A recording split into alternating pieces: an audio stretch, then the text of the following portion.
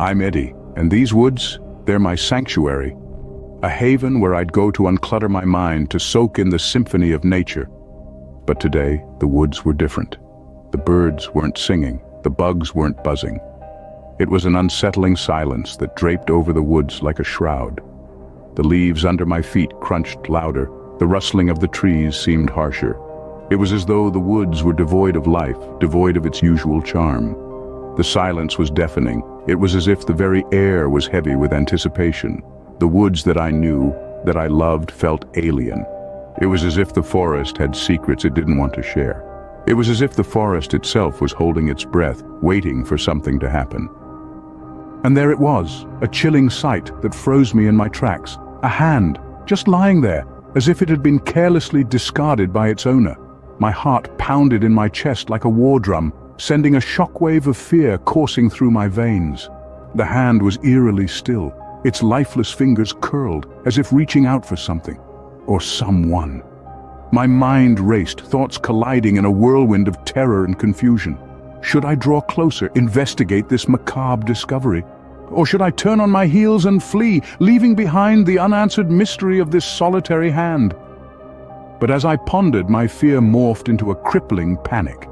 The hand didn't belong here. It was an intruder in this serene forest, a blatant sign of danger. My instinct screamed at me to run, to escape, to get as far away as possible. Suddenly, the silence of the forest was broken by a rustling behind me.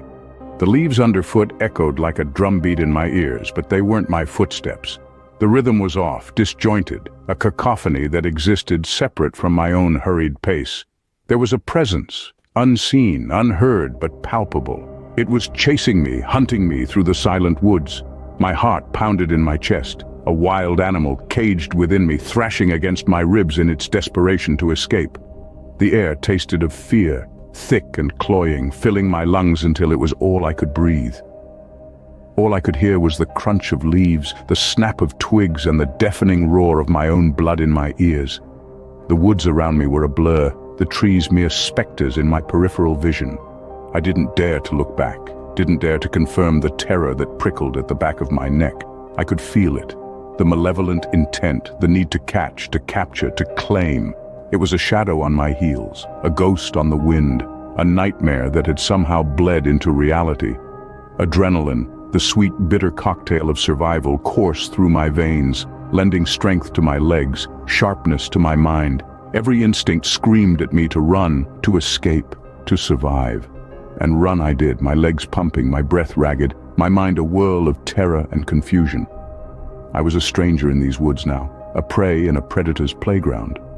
The once familiar trail was now a twisted labyrinth, each turn a gamble, each step a desperate plea to the fates.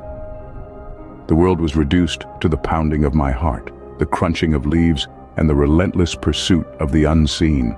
And then, just when my legs threatened to give out, I saw it. The glint of metal, the promise of safety, my car.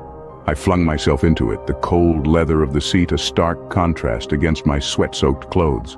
The engine roared to life, a lion answering its master's call, and I sped away from the haunting woods.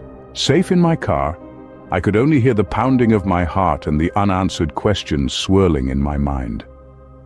A sense of dread washed over me as I replayed the chilling events of the day.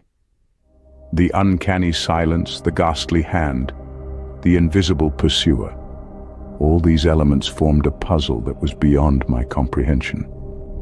I was left to grapple with the terrifying unknown. Who did the hand belong to? Was it a cruel joke, a figment of my imagination, or a gruesome reality? The unseen presence that seemed to chase me, was it real, or just the echoes of my own fear? The answers to these questions remained elusive, adding to the growing dread within me. Who was chasing me? Whose hand was it in the woods? I may never know, but one thing is certain: the forest no longer holds a sense of peace for me.